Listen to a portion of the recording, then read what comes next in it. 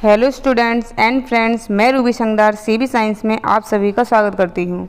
यहाँ हम डिस्कस करते हैं केमिस्ट्री एंड बायोलॉजी के सभी टॉपिक। आज की हम अपनी इस वीडियो में हेरिडिटी का पार्ट 3 डिस्कस करेंगे, जिसमें हम मेंडल्स के लॉ और सेक्स डिटर्मिनेशन के बारे में समझेंगे। मेंडल्स ने 3 लॉज दिए थे, जिनके बारे में आज हम समझेंगे कि ये क्या होते हैं। मेंडल्स ने सबसे पहले लॉ ऑफ डोमिनेंस दिया गया था। इन्होंने 3 लॉज दिए थे, जिसमें अलग अलग चीज़ों को समझाया था, जो कि जेनेटिक्स में बहुत ही ज़्यादा अच्छे से डिफ़ाइन किया गया था। डिफ़ाइन करते हैं ये सारे लॉज जेनेटिक्स को। हम सबसे पहले समझते हैं law of dominance. Law of dominance का मीन्स आप अपनी मेरी पहली वीडियो में समझ चुके हैं कि डोमिनेंस क्या होते हैं। वो कैरेक्टर जो कि प्रभावी होते हैं वो नेक्स्ट जनरेशन में डेवलप होते हैं। जैसे कि 2 एलील्स हैं, 2 कैरेक्टर्स हैं, उनमें कुछ कोड होते हैं।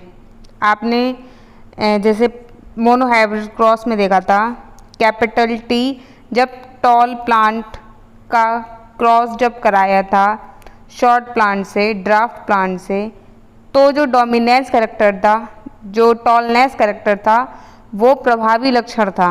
वो आगे जाके नेक्स्ट जनरेशन में F1 जनरेशन में टॉलनेस जो कैरेक्टर था, एलील था, वो अगली जनरेशन में दिखाई दिया था।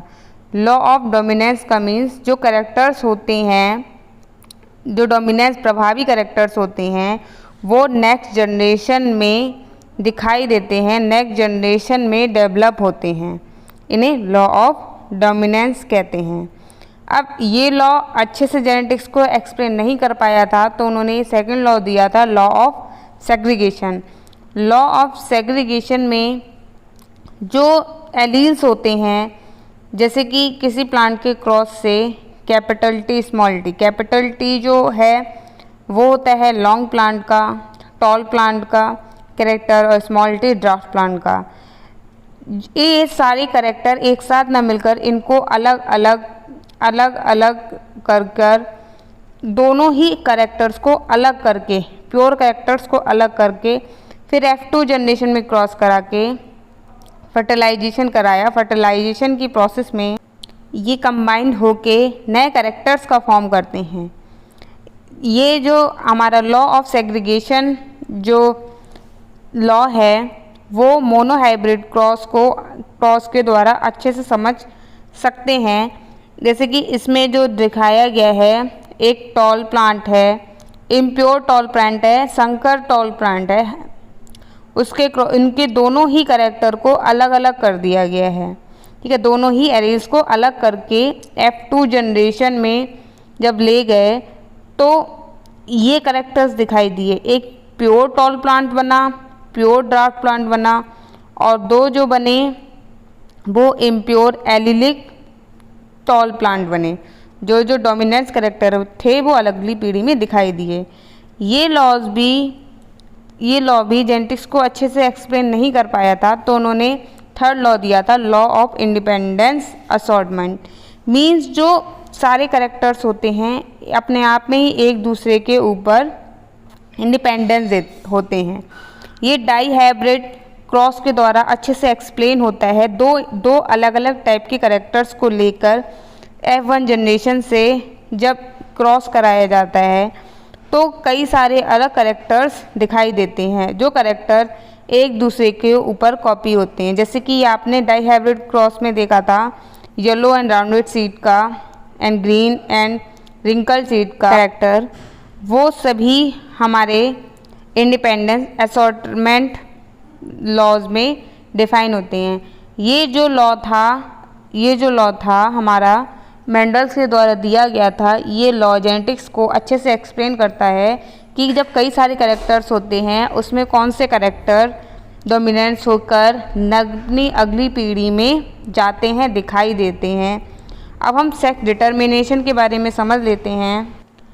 द डिटर्मिनेशन ऑफ मेलनेस और femaleness of a developing baby is called sex determination.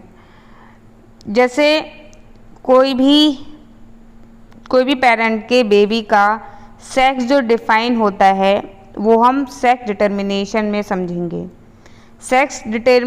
आपके सिलेबस में सेक्स डिटर्मिनेशन इन ह्यूमन है, जैसे कि फीमेल में ह्यूमंस में जो क्रोमोसोम्स पाए जाते हैं 23 पेयर्स होते हैं, 46 क्रोमोसोम्स प्रेजेंट होते हैं।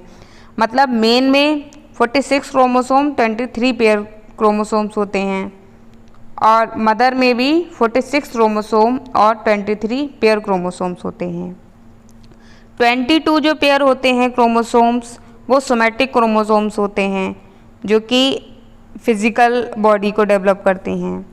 ऐसी फीमेल में भी 22 क्रोमोसोम सोमैटिक क्रोमोसोम्स होते हैं और जो 1 पेयर क्रोमोसोम्स होता है वो सेक्स क्रोमोसोम होते हैं जो सेक्स को डिटरमाइन करते हैं।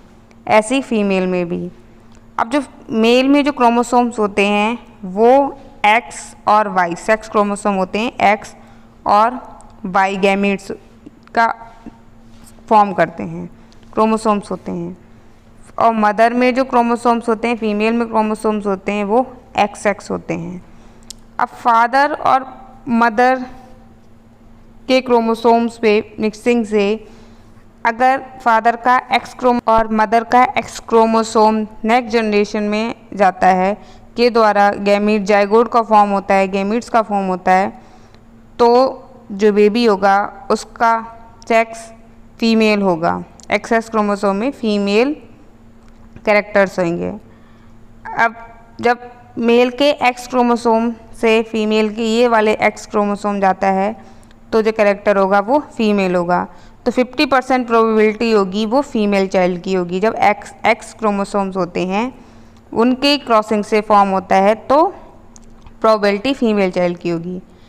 जब मेल का वाई क्रोमोसोम फीमेल के एक्स क्रोमोसोम से क्रॉस होता है तो मेल का फॉर्म होता है, मेल बेबी का फॉर्म होता है। ऐसे ही जब इस वाले मेल के वाई क्रोमोसोम से फीमेल के ये वाले एक्स क्रोमोसोम का फॉर्म होता है तो जो प्रोबेबिलिटी होती है वो मेल चाइल्ड की होती है, जाइगोट के फॉर्म से बनता है।